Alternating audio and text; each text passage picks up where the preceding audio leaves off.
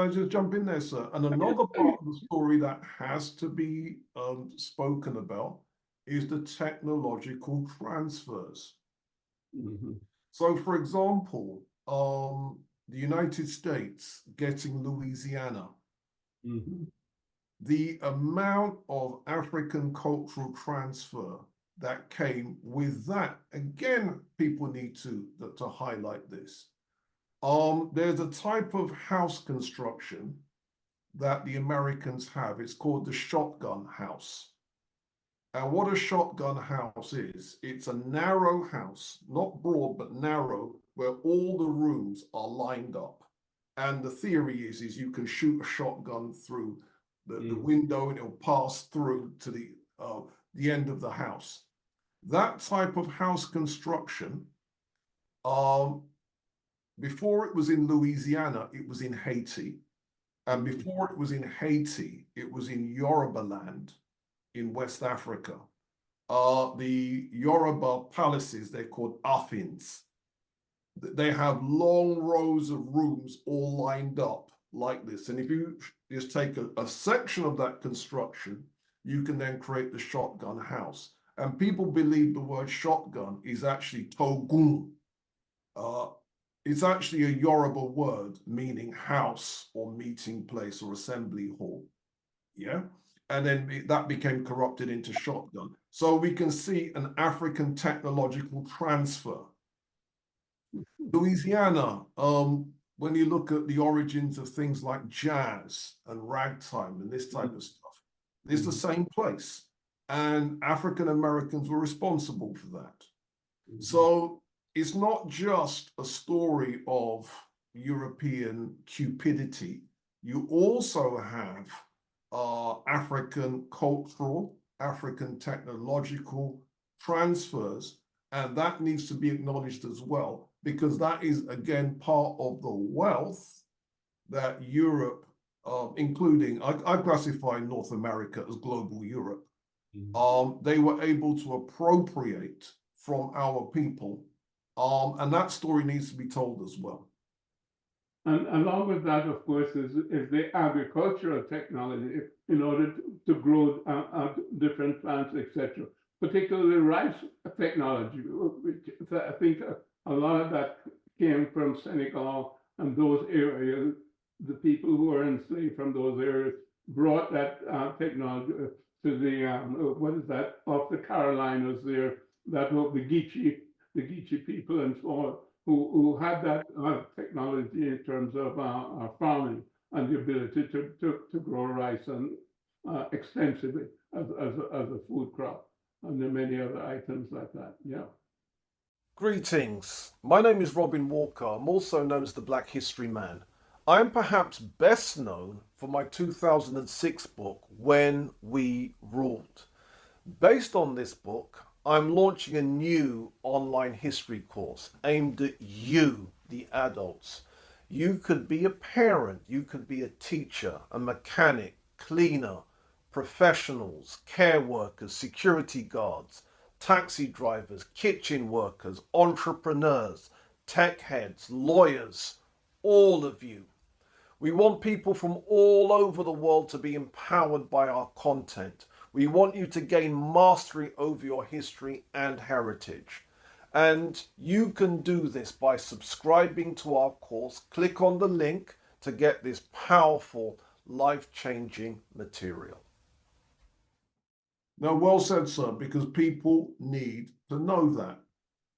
Because a lot of people don't realize that rice technology, let me quote from a book. There's a scholar, I've mentioned him before, I'm going to mention him again, Vincent Taraku Farrar.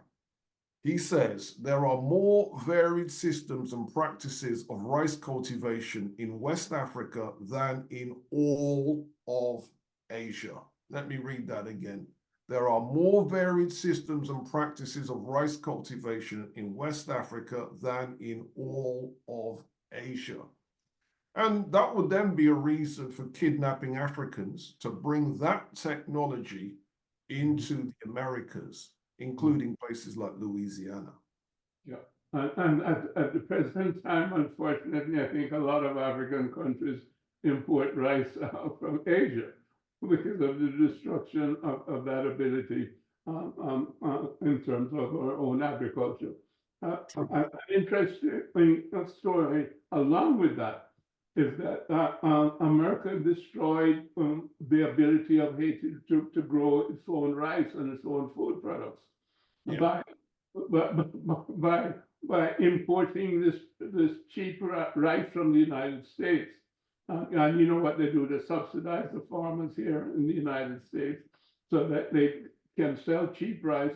So what they do now is make an agreement with the president of Haiti, force him to sign an agreement that there'll be no tariffs. Because they can import all the rice that they want to import from the United States and flood the market with it at such a low rate that the Haitian farmers cannot compete. And that's how they destroyed the Haitian ability to feed themselves in terms of rice and other products.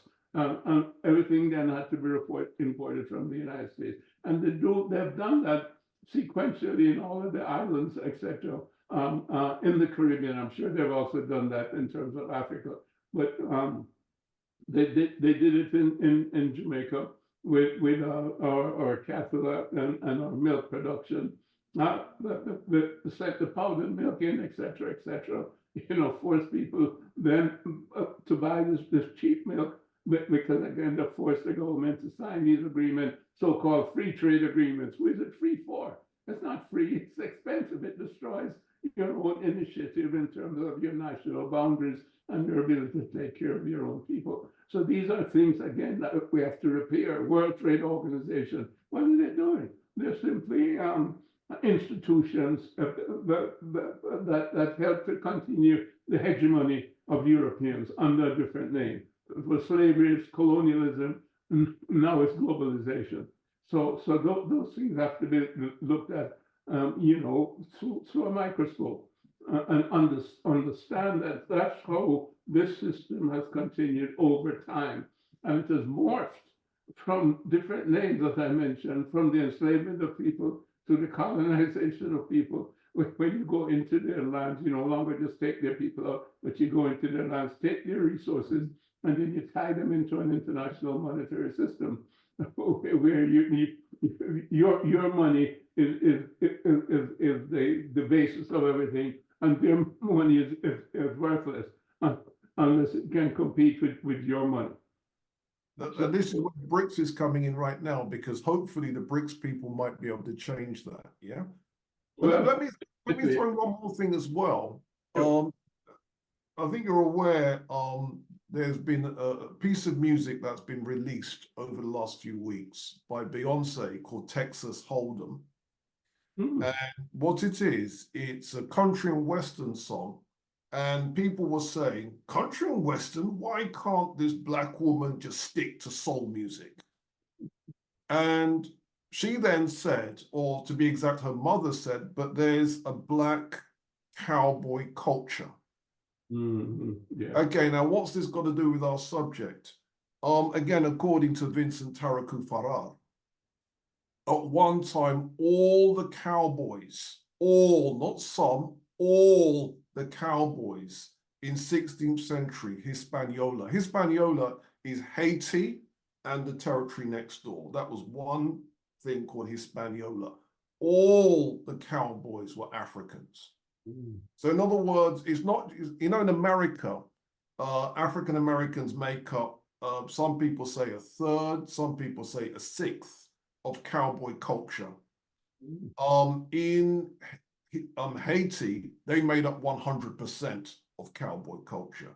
Again, a lot of people don't realize that those skills of raising livestock and cattle and horsemanship, we were doing those were skills that again came from the Wolof, the Fulani, and the Mandinka areas of Senegambia.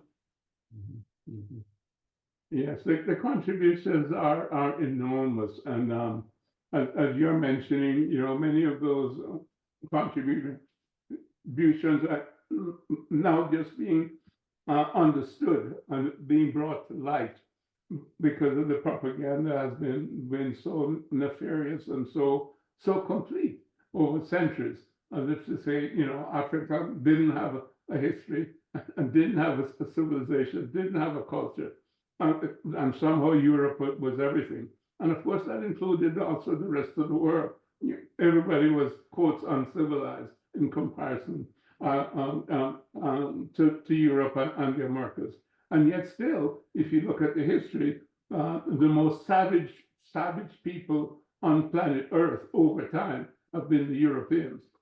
They've destroyed, whole cultures, whole groups of people. They've committed genocide against the Native Americans, not just in the United States and Canada, but through Central America, through South America, genocide against the Australians, the people in Tasmania, New Zealand, and you can go almost on and on. It's only in very densely populated areas, such as, Africa. Of course, also the country was hostile in terms of its geography, as well as its insects and what have you.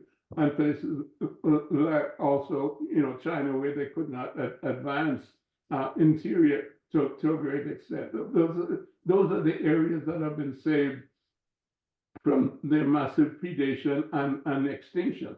Because what has happened to most of the indigenous people in the Americas? They're on reservations, or they've disappeared, or they may be high in the hills in the Andes in some places in South America, etc., in South America. But this has to be understood that this Euro-American perspective of scientific materialism and industrialization has played itself out, and it has created nothing but havoc, and it's responsible for the climate crisis as well as the crisis in humanity.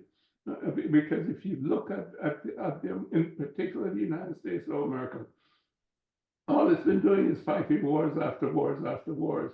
And if you look at what is going on, right now, the number of countries that they've invaded, in the last 10 years, etc., and they're continuing, whether it's, Afghanistan, it's Libya, it's Syria, it's Lebanon, it's Yemen, it's Gaza and it's Palestine, and it's Ukraine, and they're going on and on and on. I mean, and the military-industrial, complex is the most significant complex in the world.